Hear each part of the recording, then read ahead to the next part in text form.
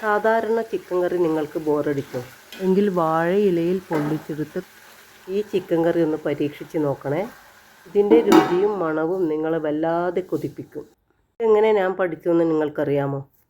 നമ്മളെ ജഗതി ചേട്ടൻ്റെ മോളില്ലേ പാർവതിയുടെ ഒരു ഇൻ്റർവ്യൂ കണ്ടപ്പോൾ പാർവതി പറഞ്ഞതാണ്, അച്ഛനുണ്ടാക്കിയ കറി ചിക്കൻ കഴിക്കാത്ത ഞാൻ പോലും കഴിച്ചിരുന്നു, അത്രയ്ക്ക് ടേസ്റ്റായിരുന്നു ഈ കറി എന്ന് പറഞ്ഞ അന്ന് മുതൽ നമുക്ക് ഭയങ്കര പൂതിയാണ്.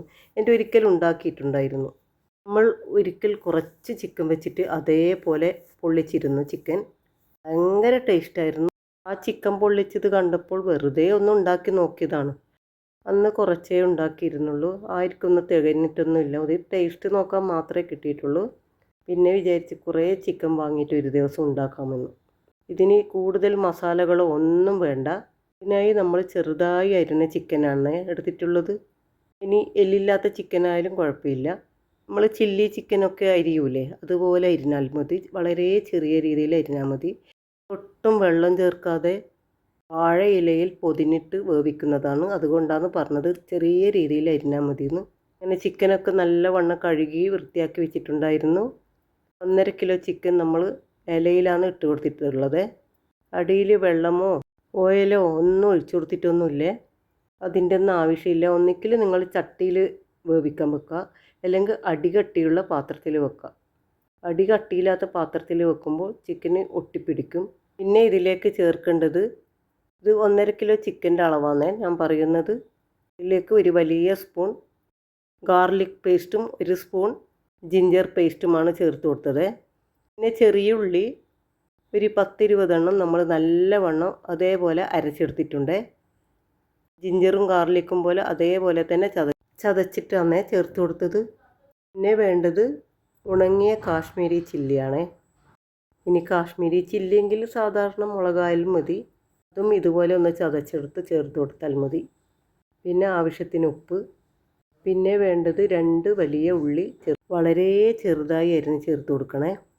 മറ്റുള്ള ഒരു പൊടികളും ഇതിലേക്ക് ചേർക്കേണ്ട, ഗരം മസാലയോ പെപ്പർ പൗഡറോ ഒന്നും ചേർക്കേണ്ട ആവശ്യമൊന്നുമില്ല.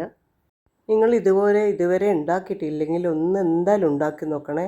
അത്രയ്ക്ക് ടേസ്റ്റിയാണ് ഇത്. ചപ്പാത്തിൻ്റെയോ ചോറിൻ്റെയോ എന്തിൻ്റെ കൂടെയും കഴിക്കാൻ പറ്റിയ അടിപൊളി റെസിപ്പിയാണ് ഇത്. പിന്നെ നമ്മൾ ആവശ്യത്തിന് മഞ്ഞൾപ്പൊടി മാത്രമേ ചേർത്ത് കൊടുക്കുന്നുള്ളൂ. വേറൊരു പൊടിയും ഇതിലേക്ക് ചേർക്കണ്ട. മല്ലിയോ മുളക് പൊടിയോ ഒന്നും ചേർക്കേണ്ട ആവശ്യമൊന്നുമില്ല. പിന്നെ ആവശ്യത്തിന് ഉപ്പും കൂടി ചേർത്ത് കൊടുത്ത് പിന്നെ കുറച്ച് കറിവേപ്പിലയും കൂടി ചേർത്ത് കൊടുക്കണേ. കറിവേപ്പില കുറച്ചധികം ചേർത്ത് കൊടുത്തോളൂ. പിന്നെ ഓയിലോ നിങ്ങൾക്ക് ആവശ്യമുള്ള വെളിച്ചെണ്ണയോ എന്ത് വേണമെങ്കിലും ചേർത്ത് കൊടുക്കാം. അതൊരു 2-3 വലിയ സ്പൂണ് തന്നെ ചേർത്ത് കൊടുക്കണേ. പിന്നെ അതിലേക്ക് ഓയിലും വെളിച്ചെണ്ണയൊന്നും നമ്മൾ ചേർക്കുകയേ ചെയ്യില്ല, ഇതിൽ തന്നെ വെന്ത് വരേണ്ടതാണ്. എന്തായാലും ഇത് വാഴയില വെച്ചിട്ട് തന്നെ ചെയ്യണേ, എന്നാലേ അതിൻ്റേതായ രുചി കിട്ടൂ. ഇന്ന് വാഴയിലയിൽ കിട്ടാത്ത സ്ഥലമൊന്നും ഇല്ലല്ലോ. എപ്പോഴും നമ്മൾ ചിക്കൻ കറി മാത്രം ഉണ്ടാക്കി കഴിച്ചിട്ട് കാര്യമില്ല. ചിക്കനെ കൊണ്ടും മീനെ കൊണ്ടും പല പരീക്ഷണങ്ങളും നടത്തി കഴിച്ച് നോക്കണേ. അങ്ങനെ എല്ലാ മസാലക്കൂട്ടും ചിക്കനും എല്ലാം കൂടി നല്ലവണ്ണം കൈയോട് മിക്സ് ചെയ്ത് ആവശ്യത്തിന് ഉപ്പുണ്ടോ എന്നെല്ലാം നോക്കി അതിന് ശേഷം നമ്മൾ അടുപ്പിൽ വെച്ചാൽ മതി. നിങ്ങൾ എൻ്റെ ചാനൽ ആദ്യമായിട്ടാണ് കാണുന്നതെങ്കിൽ ഒന്ന് സബ്സ്ക്രൈബ് ചെയ്ത് സപ്പോർട്ട് ചെയ്യണേ. നിങ്ങൾക്കൊക്കെ പെട്ടെന്ന് ഉണ്ടാക്കാൻ പറ്റുന്ന ഈസി ആയിട്ടുള്ളതും നല്ല ടേസ്റ്റി ആയിട്ടുള്ളതും എന്നാൽ നമുക്കധികം ചിലവില്ലാത്തതുമായിട്ടുള്ളൊരു റെസിപ്പി ഉണ്ടല്ലോ, അങ്ങനത്തെ റെസിപ്പിയുമായിട്ടാണ് ഞാൻ അധികം വരാറ്. എൻ്റെ എല്ലാ വീഡിയോയും നിങ്ങൾ കണ്ടു നോക്കിയാൽ മനസ്സിലാവും. പിന്നെ മസാലയൊക്കെ നല്ലവണ്ണം കുഴച്ച് അതിലേക്ക് ആവശ്യത്തിന് നമ്മൾ ഓയിലാണ് ഒഴിച്ച് കൊടുത്തത്. വെളിച്ചെണ്ണയായാലും നല്ല ടേസ്റ്റ് ഉണ്ടാവും. ഓയിൽ ഒഴിച്ച് കൊടുത്ത ശേഷം വീണ്ടും ഒന്നുകൂടി ഒന്ന് മിക്സ് ചെയ്ത് പിന്നെ നമുക്കിതൊന്ന് വേവിക്കാൻ വെക്കാം. ഇത് റെസ്റ്റ് ചെയ്യാൻ വെക്കേണ്ട ആവശ്യമൊന്നുമില്ല. ഇനി ഇതൊരു തിള വരുന്നവരെ നല്ല തീയിലും പിന്നെ തിള വന്നു കഴിഞ്ഞാൽ പിന്നെ വളരെ ചെറിയ തീയിലും വെച്ച് വേവിച്ചെടുത്താൽ മതിയേ. നിങ്ങൾക്ക് എൻ്റെ വീഡിയോ ഇഷ്ടപ്പെട്ടെങ്കിൽ ഒന്ന് ലൈക്കും കമൻറ്റും എല്ലാം ഒന്ന് ചെയ്തേക്കണേ. അങ്ങനെ നമ്മളെ ചിക്കനൊക്കെ ഇതാ അടുപ്പിലേക്ക് കയറിയിട്ടുണ്ട്. വാഴയില അടിയിലും തിരിച്ചു കൊടുത്തിട്ടുണ്ട്, മേലെയും നല്ലവണ്ണം പൊതിഞ്ഞ് വെച്ചിട്ടുണ്ട്. വാഴയിലേൻ്റെ നല്ല ടേസ്റ്റാണല്ലോ, നല്ല സ്മെല്ലും ആണല്ലോ. എന്തായാലും നിങ്ങൾക്കിത് കണ്ടപ്പോൾ തന്നെ മനസ്സിലായി കാണും ഇതിൻ്റെ ടേസ്റ്റ്. ഇത് അടിയിൽ വെള്ളമോ ഓയിലോ ഒന്നും ഒഴിച്ചിട്ടില്ലെങ്കിൽ അടിയിൽ പിടിച്ചു പോകുന്നുള്ള പേടിയൊന്നും വേണ്ട, ഒട്ടും തന്നെ അടിയിൽ പിടിക്കില്ല. ഇതിൽ അത്യാവശ്യം ചിക്കൻ്റെയും മസാലകളുടെയെല്ലാം വെള്ളം ഉണ്ടാവുമല്ലോ, അത് തന്നെ മതിയാകും. പിന്നെ ഒരു 10-15 മിനിറ്റ് കഴിഞ്ഞപ്പോൾ നമ്മളൊന്ന് വെറുതെ തുറന്ന് നോക്കിയതാണ്. നല്ലവണ്ണം കുക്കായി വരുന്നതേ ഉള്ളൂ. വീണ്ടും അതൊന്ന് മൂടി വെച്ച് നല്ലവണ്ണം വേവിച്ചെടുക്കണേ. നിങ്ങളുടെ കയ്യിൽ ചിക്കൻ ഉണ്ടെങ്കിൽ ഇന്ന് തന്നെ ഇതുണ്ടാക്കി നോക്കണേ.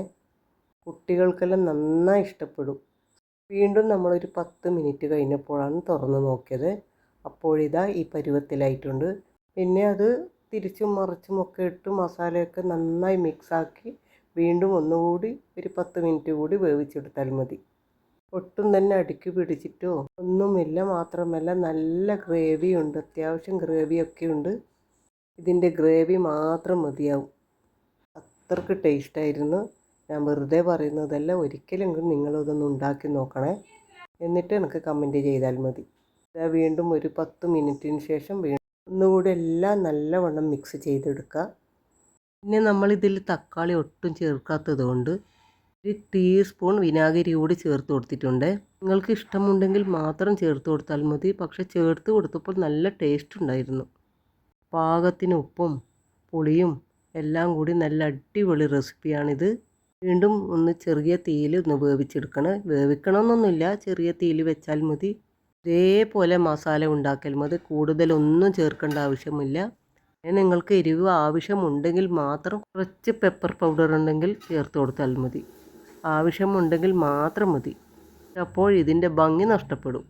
ഒരു മസാലപ്പൊടിയോ നിങ്ങൾക്ക് കാണിച്ചു തന്ന മസാലകൾ മാത്രമേ അതിൽ ഞാൻ ചേർത്തിട്ടുള്ളൂ. പിന്നെ ചിക്കനൊക്കെ നല്ലവണ്ണം വെന്ത് വന്നപ്പോൾ കുറച്ച് മല്ലിയില കൂടി അതിലേക്ക് ചേർത്തിട്ടുണ്ട്.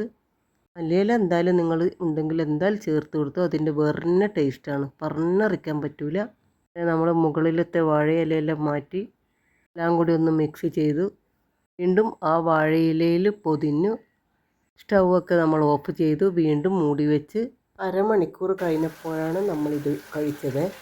അങ്ങനെ നമ്മളെ ചിക്കൻ പൊള്ളിച്ചത് കാണുമ്പോൾ തന്നെ നിങ്ങൾക്ക് മനസ്സിലായി കാണുമല്ലോ ഇതിൻ്റെ ടേസ്റ്റ് എന്തായിരിക്കുമെന്ന്. നമ്മൾ ഇന്നത്തെ വീഡിയോ ഇത്രയേ ഉള്ളൂ. നാളെ മറ്റൊരു നല്ലൊരു റെസിപ്പിയുമായി വീണ്ടും വരുന്നത് വരെ തൽക്കാലം ടാറ്റാ, ബൈ ബൈ.